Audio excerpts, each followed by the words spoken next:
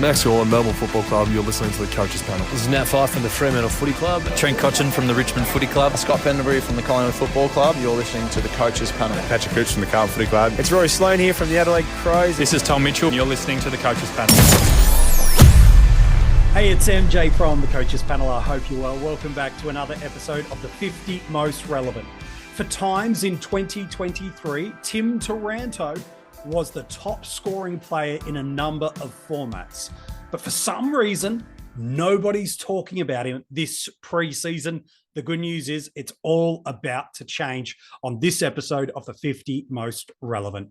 Joining me as we talk about Double T, it's one of his Tiger namesakes that he loves to talk about, his guys from Punt Road. Rids, it's good to have you back on the podcast and talking about a guy that really was a sensational pick for us last year as a mid-forward, now just midfield only. Yeah, he was an absolute ripper. But he actually exceeded, I think, what everyone expected as we went into last year.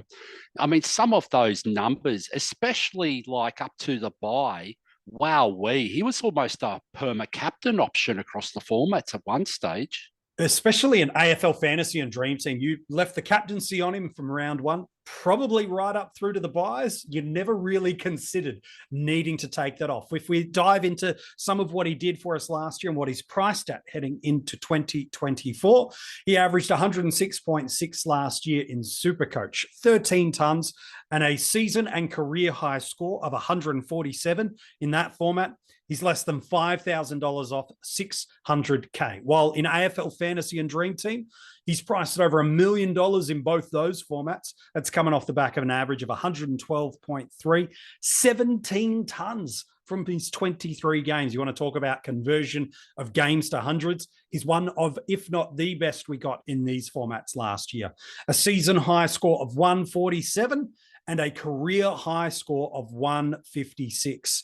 And Rids, over the past couple of years, we've been talking about Tim Taranto and his fantasy potential for years when he was at GWS. It was if he gets the midfield minutes, if he's not having to rest forward, if they're not trying to fit 17 guys through that midfield. And as you mentioned just a moment ago, not only did he deliver on expectations, I believe like you, he far exceeded. He was one of the picks that if you didn't start with him last year across the formats, he left you in your wake very, very quickly. Yeah, exactly. And not only did he have a great fantasy year, he had a great year of football, really. He won the Jack Dwyer medal for the best of Harris at Richmond. He was an absolute gun recruit. I know there's been a lot of commentary, like we had the Kane Corns last year saying blah, blah, blah. But the fact of the matter is the guy actually lived up to expectations. And not only did he live up to them, he exceeded everyone's expectations. And I wouldn't be surprised if he's in captain of discussions at the club, in the next year or two, to be honest. It really wouldn't surprise me either. Last year, top 10 in the league for total disposals, total tackles, total clearances, and total stoppage clearances. So he has no problem getting to the football, winning the football, farming it out in those challenging environments.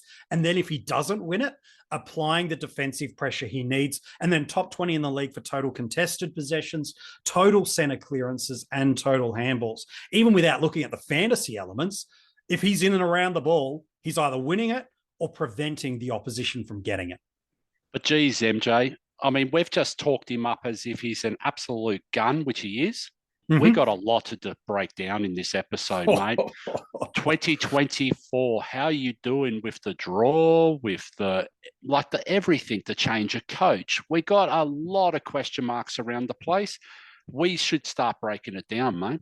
All right, well, let's do that. Last year, he finished 8th in AFL Fantasy and DreamTeam by average, averaged more than Tom Green, more than Andy Brayshaw, more than Rory Laird, more than Caleb Sarong, and top 5 for total points. Only Bont, English, Marshall, Dawson, and Goulden had more than him. So he's right up there with those guys in SuperCoach. Top 30 averages for all players in that format, just outside the top 20 for mids, and ranked 16th for total points. If we want to break down this season a little more and then start to unpack this 2024 season, an average of 112.3 in AFL fantasy, 17 tons, 9 of them over 120, just the 2 sub 80 scores, while in SuperCoach, 106.6 seasonal average, 13 tons, 5 of them over 120, and just the 3 scores, all coming at the back end of the year under 80.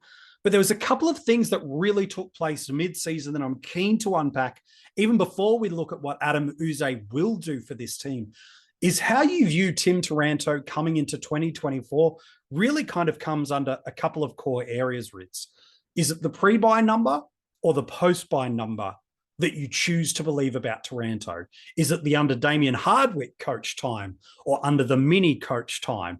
Which do you believe is the true Tim Taranto? Because depending on which you believe about those narratives tells you Taranto's a fade or he offers significant value despite being priced incredibly high in the formats. Yeah, so there's going to be another little before and after as well that we're going to include in the next couple of minutes. And that's going to include one of his teammates that might have come across from GWS at the same time, with a hopper, without a hopper.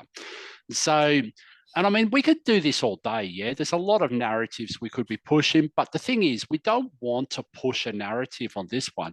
This one is very clear. You just look at the numbers, you throw the questions out there, and everyone has to actually break it down and see what their risk appetite is for Taranto, and then look at round 0 and decide from there, do I trust that narrative?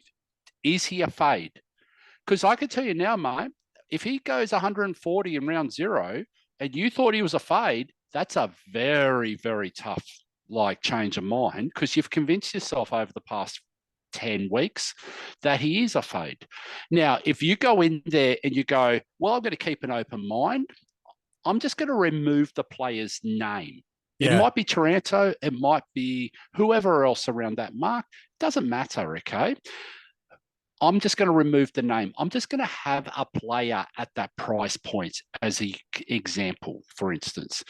And then you just allow round 0 to come into you. And you just work out, can I trust someone that's played round 0? Or am I better off backing someone that hasn't played round 0 that's going to have their first?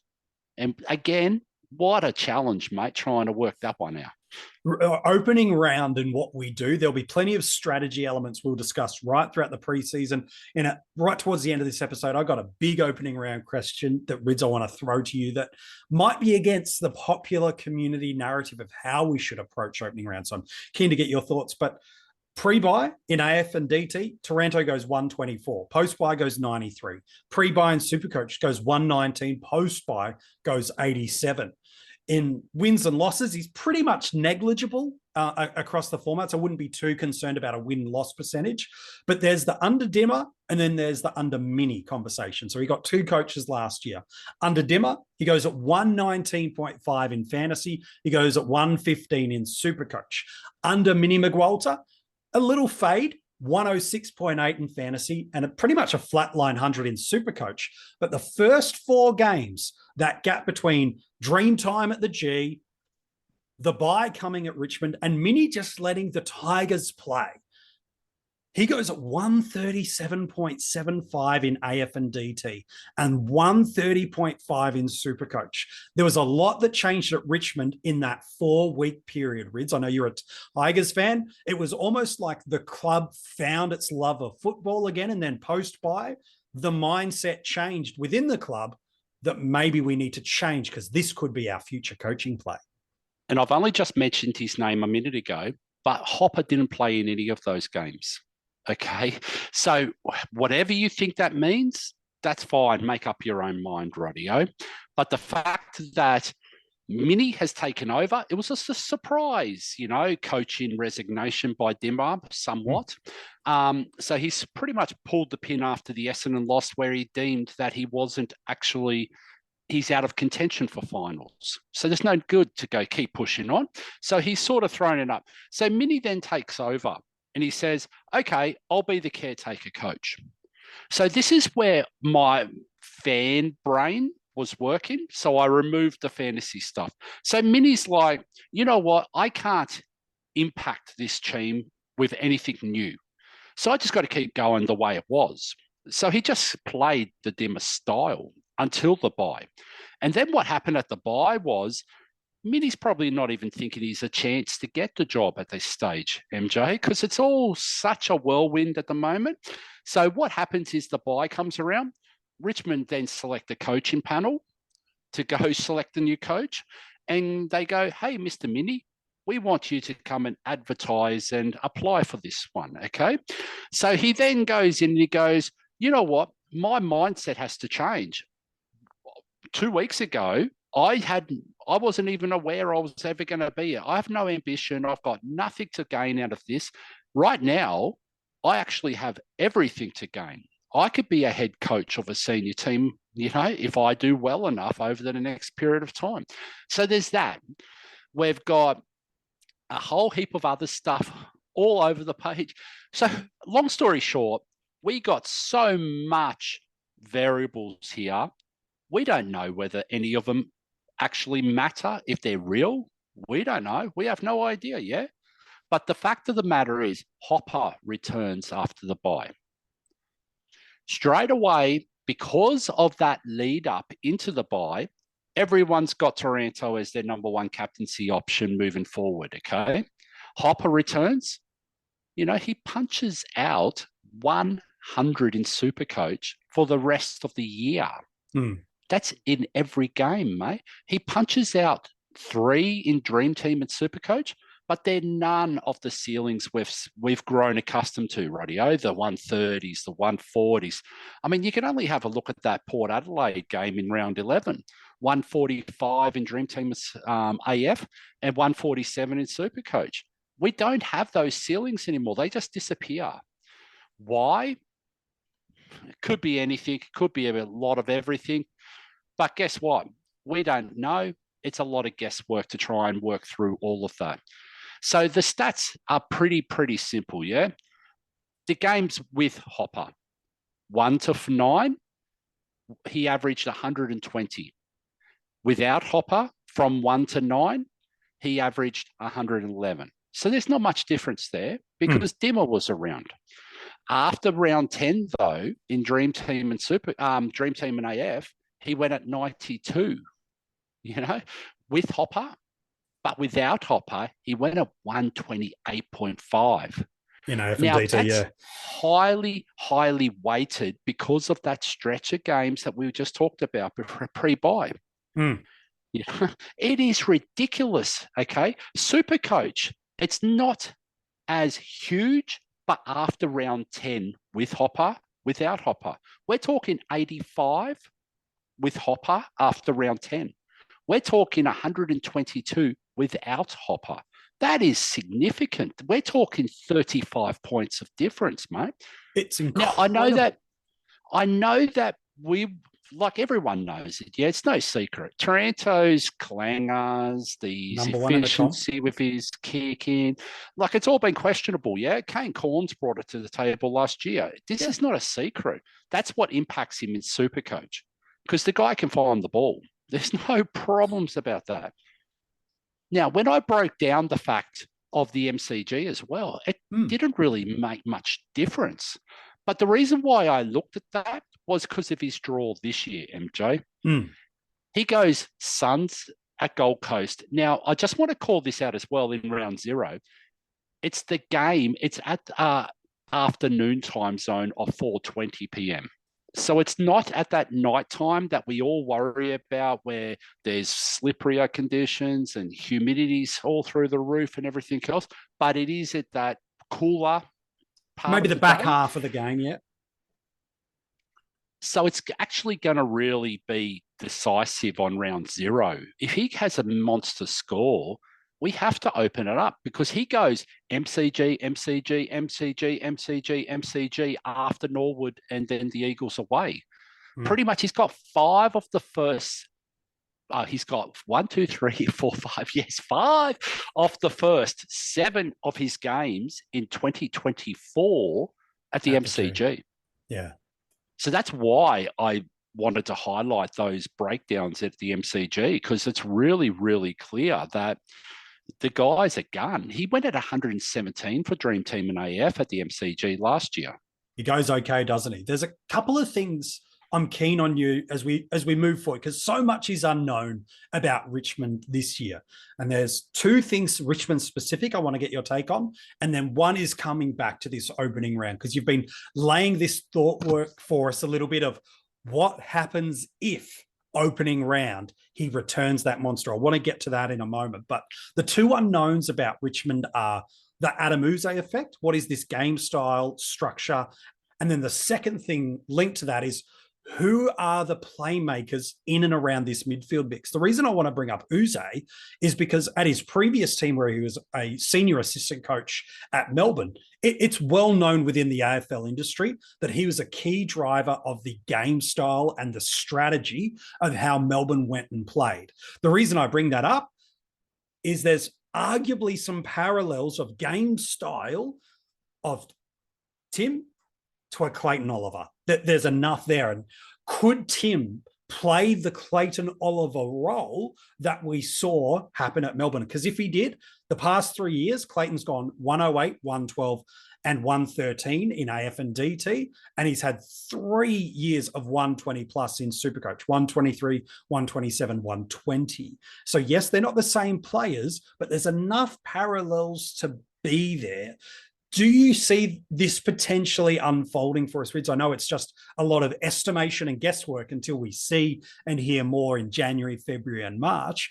Could we see some parallels of scoring and role of what we've had Clayton Oliver do to what Tim Taranto could be under the Adam Uze regime?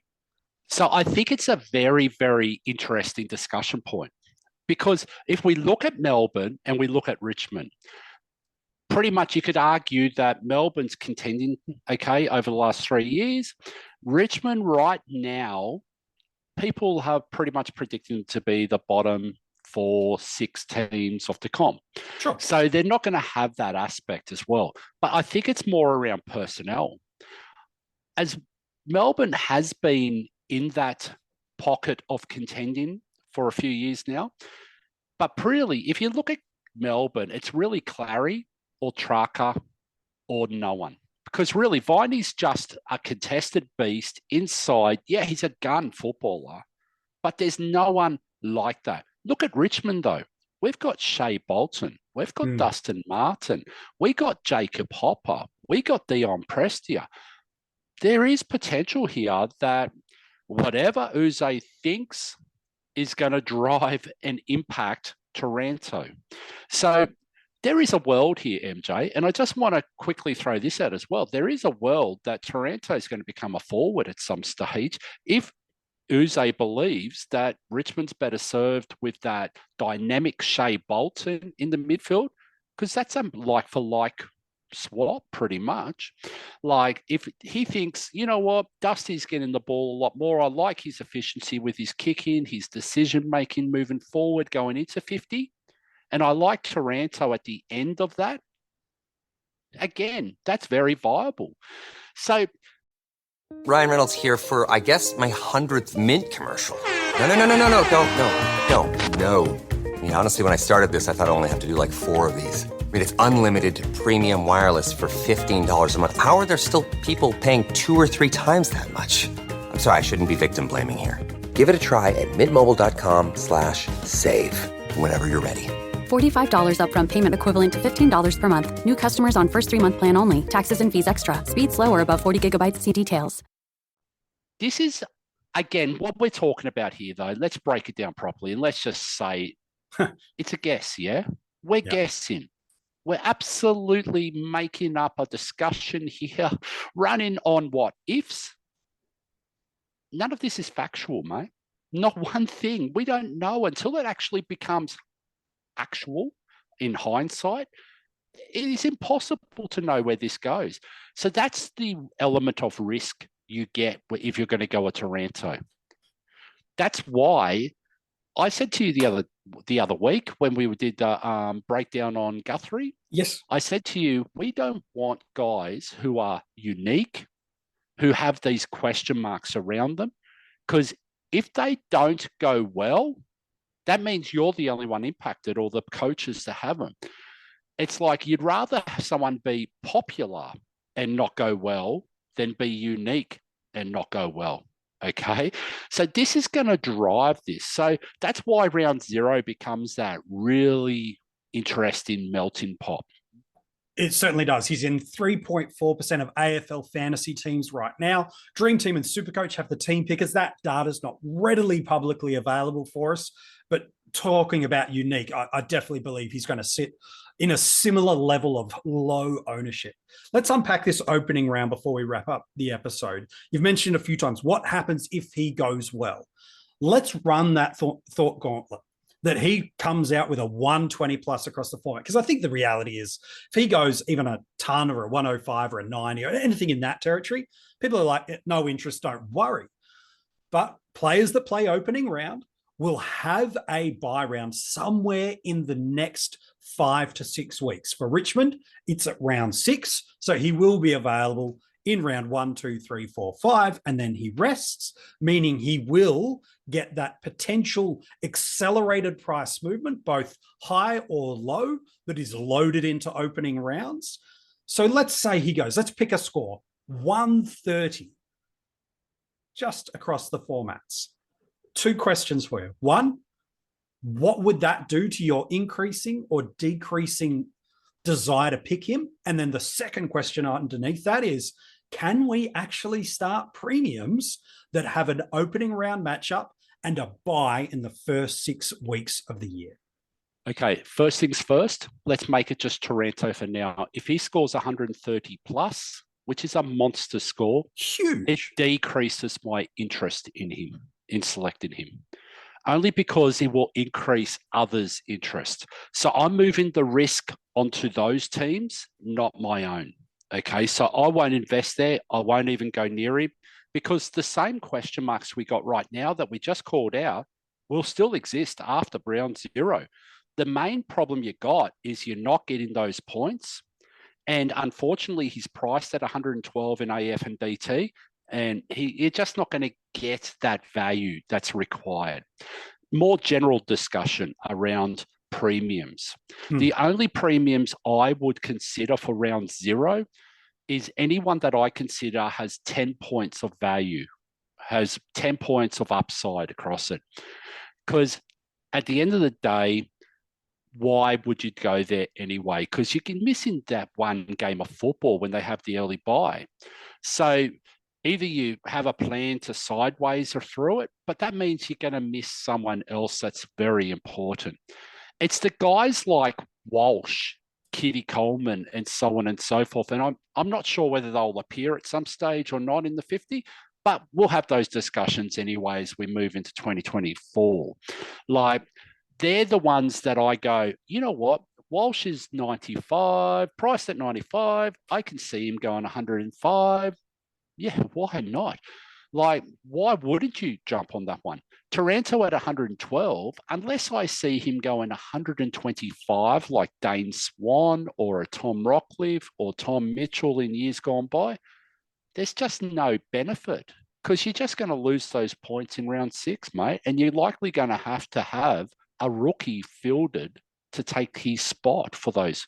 So you might lose up to 70 points. Like, potential, if you're playing rookie roulette, it's going to make it harder.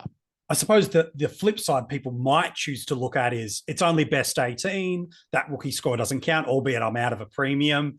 And now I've got the premium everybody wants. That might be the thought process some have. Talk me through, not talking someone out of that ideology. No, let's have a look at that. Stay in that space for a minute of Taranto does that 125 over the first 5-6 weeks. I've now got the premium midfielder everybody wants. And the cow coming on field, it doesn't matter because of how I'm only on best 18. Could this be a way of playing the games? It could be, but I think there's another point that I was just going to mention. By having one of these guys that becomes a red dot for that buy round, you can actually loop. You can use them as your loop option, whether you want to do that from a rookie to a rookie with a bench option, whether you want to do it for VC to C. There's a lot of dynamics in this, okay? So they shouldn't be just disregarded. because they are going to be actually useful. And we saw last year, MJ, in round 1, where Chandler came out and popped 100. Yeah. You could actually make up those. Like if you could have the ability to loop Chandler onto your field and pick up that score instead of the 30 or 40 from the highly owned other rookie that's on field for others, because they don't have that option of the red dot loophole, then that's very viable as well, yeah? So there's actually more dynamics again that we have to consider. Rolling lockout. It's huge. You might go, you know what? I've got a guy that I think's got a huge ceiling that I want to put the VC on early, and he's got an early game in that round that he has misses. Suddenly you've got a captaincy loophole, and at times you can pick up 50 points just on a captain loophole option if your VC goes 150. How many times last year did we see the Tim Englishes, especially early, with the VC? And if you didn't have it on him, then you were missing 30, 40, 50 points. And as the year goes on, that's a lot of points, yeah? It's a huge amount of points. Like the example of who you might be alluding to is the Dockers play the Eagles in that round 6 week that Tim Taranto is playing through there. So you go, you know what? That's what I'll do. The VC's on a Brayshaw or a Sarong, whatever it is, I'll bank that. And if I need to as a Taranto type owner and spend a trade, I'll go and trade into with North Melbourne and the Hawks at the end of the round. I'll go get the LDU. I wanted him anyway. Now's an excuse. Will Day is on an absolute terror. A John Newcomb. You know, there's so many different things. So you're right. It's not just the don't get premiums that are there.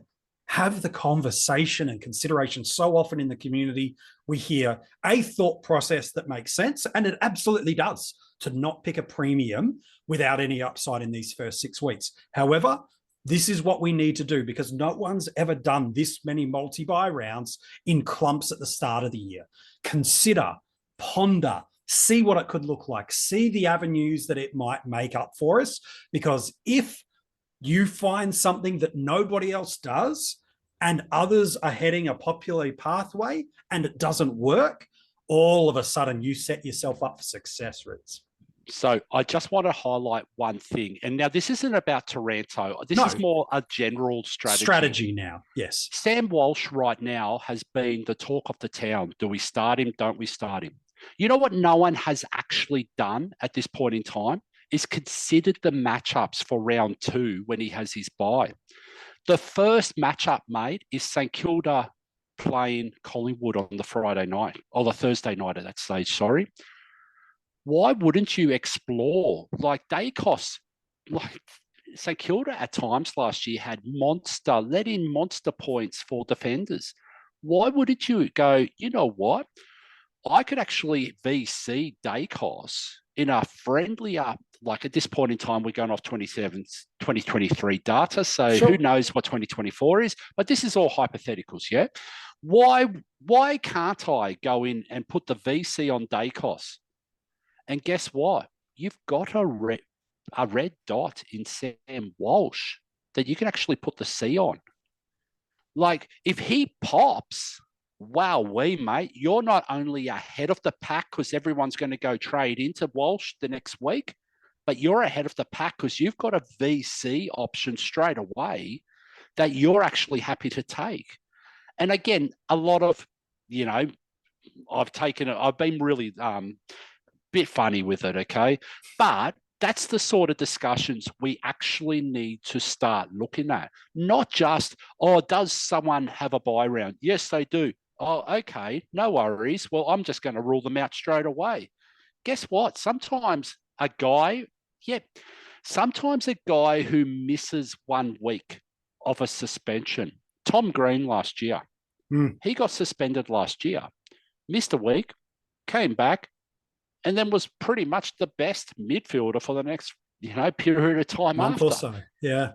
And including, I think it was 170 or something from memory. There's a big game in there for sure. Yeah. So why would you not explore every possibility? I'm just not going to say no, but my gauge for myself is having that little bit of a cutoff. I want value for 10 points because that way, then you can sort of hedge your bets a little bit, yeah? You can go, well, I've made a bit of money. I can then sideways to the premium of choice at that particular time, and then you can move forward. If someone gets injured, you've got cash in there. But that's the interesting discussion that I have not seen anything about. Well, hopefully that's what you get from the coaches panel, is providing both sides of the coin with a conversation, not just telling you what you should do, but ultimately providing with you all the angles of information, giving you perspectives for both, and then giving you the information to make an informed decision. Taranto is going to be someone you're going to want to watch deeply, and this Richmond game style, and who's there, because is there a world where he's got that 10 points per game of value that Rids has said? Absolutely there is, based under those early games of Mini, based under what he did before his bye, and based under what Clayton Oliver has done at Melbourne. If Uze's bringing some transferable game style, there's your 10 points of game value on it right there. Equally, he's the kind of guy you might go, you know what? I want to see it for 4, 5, 6 weeks. He's pretty heavily priced. I'll trade into him after the bye, knowing whether or not he's in contention for DPP, and all of a sudden could be one of the best forwards, giving the likely low threshold it seems we have forwards at the moment, because all it could take is an injury, pops back into the mids, and all of a sudden you've got this guy that can dominate. He's a fascinating guy to consider in Classic, but equally in drafts. Rids, I'm really keen on your take here. What people do with their early strategies around draft, specifically linked to what draft position they have, and ultimately a number of coaches, positions on field. All these variables impact what and how you approach your draft day strategy. Where do you see him going? And if you were going to pick a Tim Taranto, what's the sort of strategy you should be looking to have in and around where and how you pick him up? Okay, so when I did the rankings a couple of weeks ago, I ranked Taranto as a M1, okay, across in AF and DT DT? and AF. Yeah, 100%. And I had him at an average of somewhere between 100 to 120 because of the questions we've raised. Now, if he's 100, though, he becomes the number one forward likely at some point through the year as well. Because really, if he's around the ball, he's going to average, mate. He's going to score. So there's no questions about that. But the biggest thing that I came across was the 4 big dog rucks. Okay. I think there's 4 now. We were talking about it last year, and, you know, we keep saying rucks, but the fact of the matter is Gordon and Grundy are now sole rucks for their clubs. So they join Marshall in English as the 4 big rucks. We were talking about the 4 or 5 big forward dogs last year. Yeah. It's now the 4 big ruck dogs, pretty much, in a draft perspective. So what happens then, though, is it's really the pick you get in the first round that drives your decision on what you're going to do. Because if you can get one of those 4 big ruck dogs, okay, and that means Taranto is going to be there as your M1 on round 2 with your next selection, that's a very, very solid first 2 picks, mate. Oh, yeah. Yeah, because you think that, you know, guys like Zachy Merritt, you'd think that guys like even Andrew Brayshaw, probably Laird, maybe Dawson, you know, a couple of others would go before Taranto if it was just a mid in AF and DT for sure. Selected. Yeah, 100%. Okay. Bontempelli across the board would be almost the standout number 1. Mid, if you were just going to do that. And that's with SuperCoach and AF and DT, okay? So that's where I landed with this one, because it's such an interesting year for mids in drafts. Yeah, how people structure and strategy it up, I'm keen. I've probably got an M3 in SuperCoach, priced, you know, based on his seasonal average last year in that sort of 25 to sort of mid. So that's putting him at an M3, which means, again, depending on how big you go on those early rucks, what you do with those couple of top-end defenders and how comfortable you are to take a forward inside the first 5 rounds, those variables might see him push out to a 5th or a 6th round selection. But for me, I've got him M3, and I'm with you. M1 and your drafting position on that first round ultimately dictates a lot of your strategy and who you pick first, who you handcuff with. Because with draft, each pick needs to protect and support the next pick. So look at it wholeheartedly. I really like that advice, Rids. And I think the other thing with drafts, mate, that we always say that someone's going to average 10 points, next to the next best player in their line. But in reality, though, I can't see anyone getting within 10 points of a Dacos in the defensive lines. Yep. So that's the extra variable. So does that push Dacos into the number one discussion overall? For sure. Or does that actually mean he still falls behind the English types? So this year, really, we've got those big guys there. And then in the mids, we've got a blanket over about 20 guys, in my eyes. Like across any one of these guys could go pop, yeah? Oliver could go pop. Laird could go pop. Dawson could go pop. Brayshaw, Sarong. Golden. It just doesn't stop. So many of these great options and draft. That's the beauty of being able to play multiple games. It gives you opportunities to try different things and strategies. I love that. Hey, Rids, it's been a pleasure to have you back yet again on the podcast, talking about Tim Taranto. As always, a pleasure, mate. Easy. If you want to go and check out the article on this episode, it is available for you alongside all the other players of the 50 most relevant right now at coachespanel.tv, wherever you're checking out this audio or video episode. The good news is we have got a ton of other episodes already available for you of the 50 most relevant. They're available wherever you're getting this episode. Go back, subscribe, follow, get those notifications on. So as soon as another episode of the 50 most relevant comes, which is tomorrow, by the way, you'll be able to check that out. In about 30 seconds time, I got a clue for you about who's coming next in the 50 most relevant. Let's see who, if you can guess who it is, but make sure you're following across all the social media handles, all the details of where you can find us, and join the discussion with the community you can find in the description of this video. And if you are loving the content you're getting from the Coaches Panel this preseason, I'd encourage you to support us in a couple of different ways. One, leave a 5-star rating and review wherever you're getting this audio podcast from, or become a Patreon for just a few dollars a month. There's some additional bonus content, hidden groups, extra articles and podcasts that do come right throughout the preseason. If you become a breakout or a premium tier supporter, one of those rewards you get is you get the audio podcast the day ahead.